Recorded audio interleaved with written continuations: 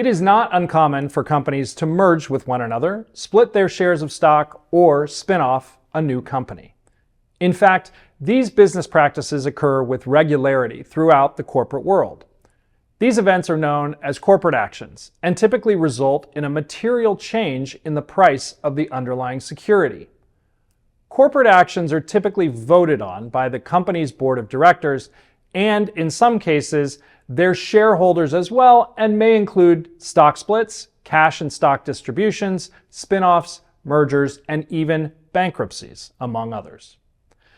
As options are derivatives, meaning that their options contract derives its value from another asset, each corporate action on an underlying security can affect options tied to that security in different ways, depending on the type of corporate action taken.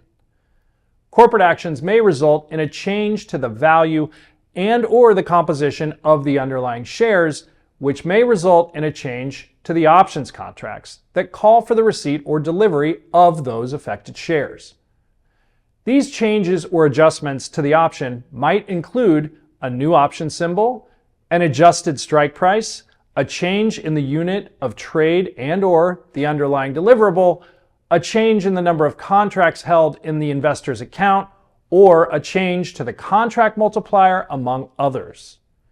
Though OCC reviews each corporate action on a case-by-case basis, if an adjustment to the option is warranted, OCC will post an information memo on our public website detailing how the adjustment will occur. An investor wishing to research any contract adjustment made to an option can do so by visiting the Information Memos section of OCC's website, www.theocc.com. Investors can recognize an adjusted option contract by simply looking at the trading symbol. If the symbol has a numerical suffix, like XYZ1 as opposed to XYZ, the contract has been adjusted to something other than the standard 100-share deliverable. However, not all adjustments result in a new symbol. For example, if a company declares a dividend that OCC determines to be non-ordinary pursuant to OCC bylaws and rules, one of the adjustment methods that has been used historically is to reduce the option's strike price by the amount of the non-ordinary dividend.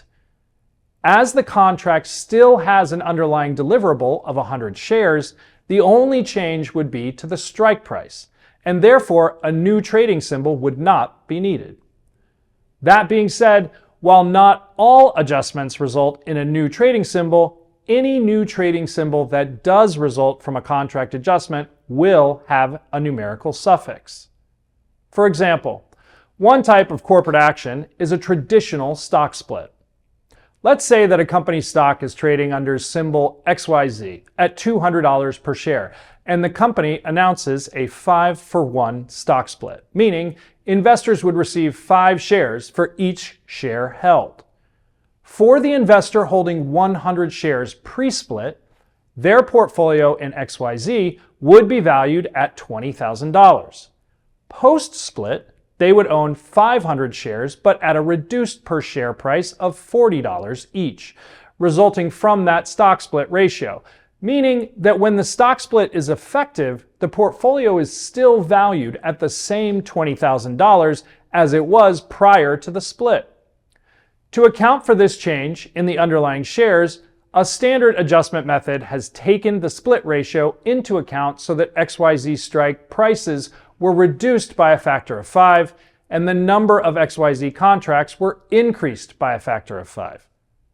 For an investor holding one $200 XYZ at-the-money call contract pre-split, they would have found themselves holding 5 of the at-the-money XYZ1 $40 calls post-split. In both cases, the aggregate value of the position pre-split versus post-split would have generally remained the same $20,000. Lastly, though each corporate action is reviewed on a case-by-case basis, if an adjustment to the options is warranted, the decision is binding and applies equally to all existing contracts. Adjusted contracts remain in their adjusted state throughout the life of the option, or until the contract is affected by another corporate action which might require a further adjustment.